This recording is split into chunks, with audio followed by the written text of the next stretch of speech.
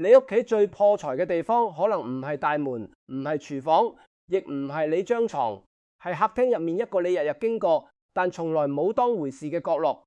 好多香港人辛苦到死，朝早趕車返工，夜晚放工買餸，樣樣計住用，連茶餐廳加幾蚊都心痛。但到月底一睇戶口，錢又冇咗，人工明明入過嚟，轉頭又走晒，屋企仲會無端端有開支，電器壞、水喉漏、家人病、紅白二事、人情世故，一樣接一樣。你以為係自己命苦，其實好多時屋企有個位一直喺度壓住你。呢個位就係客廳對角線嘅明財位。最嚴重嘅情況係你將垃圾桶放喺嗰度，財氣一入門，本來應該有個乾淨位置停低，結果一入屋就撞正垃圾桶、舊報紙、爛鞋雜物堆。呢種屋唔係冇財入，係財入到門口已經被污氣壓住。今日呢段說話唔係叫你買招財物，唔係叫你擺貴價風水陣，更加唔係叫你迷信。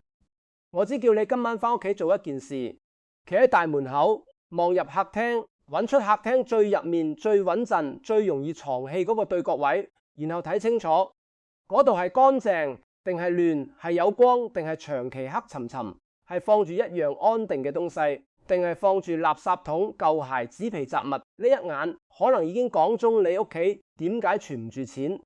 香港地方細，好多屋企冇儲物房，買餸車放客廳，紙皮放角落，舊鞋塞牆邊，垃圾桶為咗方便就擺喺就手位，人一忙就冇時間理，時間一長，客廳某個角落慢慢變成雜物站。最麻煩嘅係呢個角落好多時剛好就係明財位，明財位最怕污，垃圾桶日日收垃圾，廚餘紙巾、塵味濕氣全部聚埋，呢啲東西放喺普通位置已經唔舒服，放喺財位就變成日日用污氣壓住財氣。明財位亦怕暗，有啲屋客廳角落長期冇燈，日頭都陰陰沉沉，再加幾袋舊物、一堆鞋盒、一個垃圾桶，成個位就好似死角。屋企有死角人嘅心情，自然跟住死。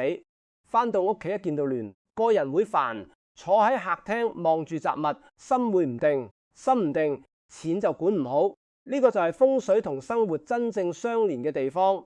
風水唔係一句神秘說話。風水係你日日住喺入面嘅環境，慢慢影響你嘅情緒、判斷同習慣。一個客廳財位長期混亂嘅家，最先出問題嘅唔一定係銀行戶口，係人嘅狀態。人會容易攰，容易心煩，容易同屋企人為小事拗，做決定時容易急，買嘢時容易亂，有單要交會拖，有錢要計會煩。呢啲小亂累積落去就變成破財。錢唔係一次過漏走，係日日喺生活龍隙度漏走。有啲人好努力，但屋企一直亂，辛苦返工賺返嚟嘅錢，返到屋企好似冇地方安放。客廳係一家人每日共同吸氣嘅地方，客廳清，個家有精神；客廳亂，個家容易散。財位再被垃圾壓住，就好似你本來想聚一口好氣，卻日日用污物擋住。所以今日要處理嘅唔係整間屋，先處理客廳對角線。嗰個位一清，成個屋企會先鬆一截。好多家庭最大嘅問題就係將方便放喺氣場前面，垃圾桶放邊度最就手就放邊度，鞋放邊度最順腳就放邊度，紙皮放邊度唔阻路就堆邊度。但屋企有啲位置唔可以只講方便，財位係屋企最需要乾淨、穩定、明亮嘅地方。你將垃圾桶放喺嗰度，方便咗丟垃圾，卻令成個位置變污。你將舊鞋放喺嗰度，方便咗出入，卻將外面踩返嚟嘅塵氣放入財位。你將紙皮舊報紙放喺嗰度，方便咗暫時收藏，卻令過期嘅東西長期壓住新氣。最傷財嘅有時唔係亂花錢，係你屋企日日保留一堆過期嘅東西。舊報紙代表舊消息，爛鞋代表走唔遠嘅路，壞電器代表壞咗都唔肯斷。呢啲東西一多人就會被舊氣拖住。你想生活向前，但屋企角落全部係國庫；你想錢留低，但財位日日被垃圾霸住。呢種衝突住得耐，就會變成一種沉重感。好多40歲以上嘅香港人最明白呢種感覺。返工已經夠辛苦，供樓交租已經夠壓力，仔女老人家家庭開支樣樣都要錢。屋企本來應該係充電嘅地方，但一入門見到雜物堆，第一口氣已經塞住。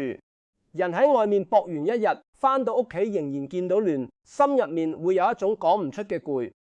呢種攰會令你更加唔想整理，唔整理屋企更亂，屋企越亂，人越冇力，人越冇力，錢越難管。呢個圈一轉落去，財就好難聚。所以清明財位唔係小事，係將一個家最重要嘅位置還返俾家運。做法唔複雜，第一步，垃圾桶一定要離開客廳明財位。屋企再細都要盡量移去廚房、露台邊、洗手間外港側，或者一個較隱蔽又易清潔嘅地方。垃圾桶唔應該成為客廳一眼見到嘅主角。如果因為戶型真係冇得移太遠，至少要做到幾個基本要求。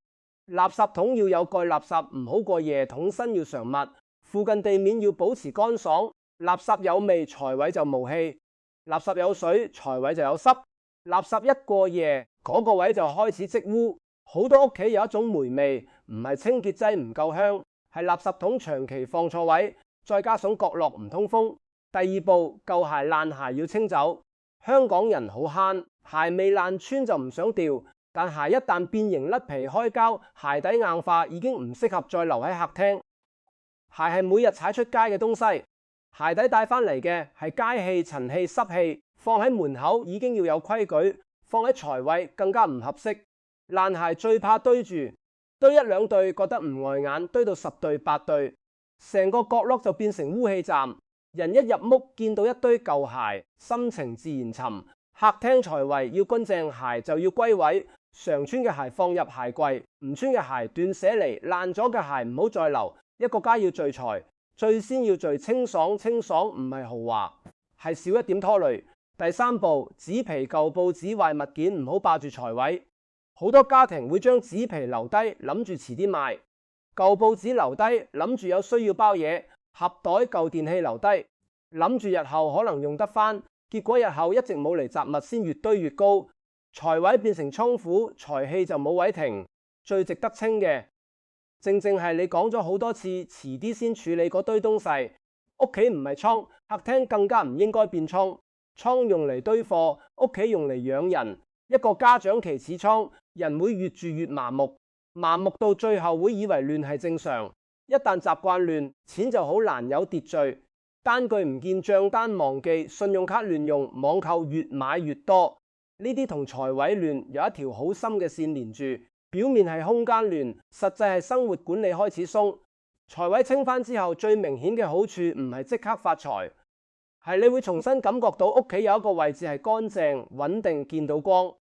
呢種穩會慢慢入到人心，人心穩，錢先有得穩。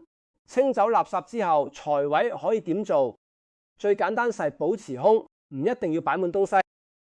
一個乾淨角落本身已經有力量，如果想加一點生氣，可以放一盆健康植物，碟要綠，泥要乾淨，盆要完整。植物有枯雜就剪走，植物開始爛就唔好勉強。留財位唔怕掃，最怕死。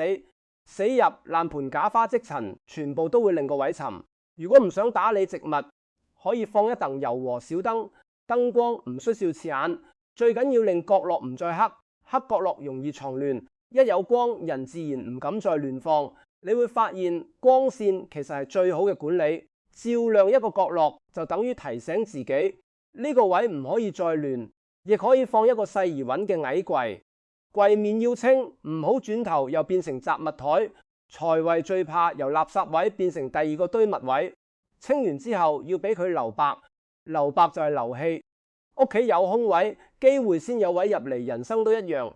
如果心入面全是舊怨舊賬舊壓力，新運好難落地。屋企角落嘅整理，其實係提醒自己將生活重新排位，唔重要嘅東西退出去，重要嘅位置留翻俾平安、乾淨同清醒。有啲人一聽到財位就急住想擺嘢催旺，呢個心態要慢落嚟。財位第一件事唔係擺，係清；第二件事唔係求，係穩；第三件事先係添生氣。順序唔啱，好容易變成越擺越亂。好多屋企買咗一堆招財物，下面仍然係塵，擺咗水晶，旁邊係垃圾桶放咗金蟬，後面係舊鞋盒，咁樣唔係招財，係同自己打架。想旺先要清，想聚先要空。想留財先要令財位有尊嚴，財位好似屋企一張重要座位，你唔會請貴客坐垃圾旁邊，你亦唔會將最重要嘅位擺滿爛鞋。用呢個角度睇，清財位就唔再玄，因為你其實係將屋企最重要嘅角落重新變翻一個乾淨位置。清嘅時候唔需要搞到好大陣仗，今晚先處理一袋垃圾，明日再處理一堆鞋，後日再清紙皮同舊報紙3日之內個位會明顯唔同。之後保持7日唔亂放，7日唔放垃圾桶返去，7日每晚望一眼，確定個位仍然乾淨。到第7日，你會開始唔想再將雜物放返去，因為乾淨會令人上癮。人一旦知道屋企清爽係咩感覺，就會唔想再返去以前嗰種藝。最怕係清完一次，過2日又堆返晒，咁就唔係財位問題，係習慣問題。真正改運靠嘅唔係一次動作，係你開始尊重自己住嘅地方。屋企唔需要大，但一定要有一個乾淨角落。收入未必即刻增加，但你會先減少，無謂漏財。漏財有時唔係大件事，係一啲小錯、小煩、小亂，加埋屋企乾淨、心清醒，做決定自然少一點亂算買，少一點拖延，少一點因為心煩而亂花錢。呢啲就係流財嘅起點。好多香港家庭唔係冇收入，係收入被生活消耗到冇聲冇息客廳。財位清翻之後唔代表錢自己飛入嚟，但至少你唔再用垃圾同舊物壓住自己，你俾屋企一個乾淨位置，亦係俾自己一個重新開始嘅信號。風水最怕講到離地，真正有用嘅風水一定落到生活。你清咗垃圾桶，屋企冇味；你清咗舊鞋，地面鬆動；你清咗紙皮，角落有光。你將財位變乾淨，人一入屋就舒服。呢種舒服會變成日常嘅底氣，底氣足做人做事冇咁亂。一家人坐喺客廳，冇咁容易煩躁，家人之間少啲火氣，錢自然少啲被情緒燒走。有時一個家最破財嘅唔係冇錢，係氣唔順。氣唔順，大家講幾句就火起，一火起就會衝動消費，逃避問題，亂做決定。財位乾淨，至少令客廳有一個穩定點。呢個穩定點會慢慢影響整個家，所以今晚返屋企唔好急住睇電話，先企喺門口望入去。客廳對角線嗰個位會俾你答案。嗰度乾淨你就繼續保持，嗰度放住垃圾桶就移走，嗰度堆住爛鞋就清走，嗰度塞滿舊報紙紙皮就處理，嗰度黑沉沉就加一點光，嗰度長期冇人理就由今晚開始理返。你唔需要同任何人爭辯，亦唔需要講到神神化化，做完先感受屋企會變輕，心會變定。你會開始覺得原來自己唔係完全冇辦法，原來一個家嘅氣可以由一個角落開始改。最緊要記住一句：明財位唔係垃圾位，客廳對角線唔係雜物倉。你日日辛苦賺翻嚟嘅錢唔應該一入屋就被垃圾壓住你啊！呢個家也唔應該由一個污糟角落話事。有啲運唔係求翻嚟，係清翻嚟；有啲財唔係追翻嚟，係留到位置先慢慢聚翻嚟。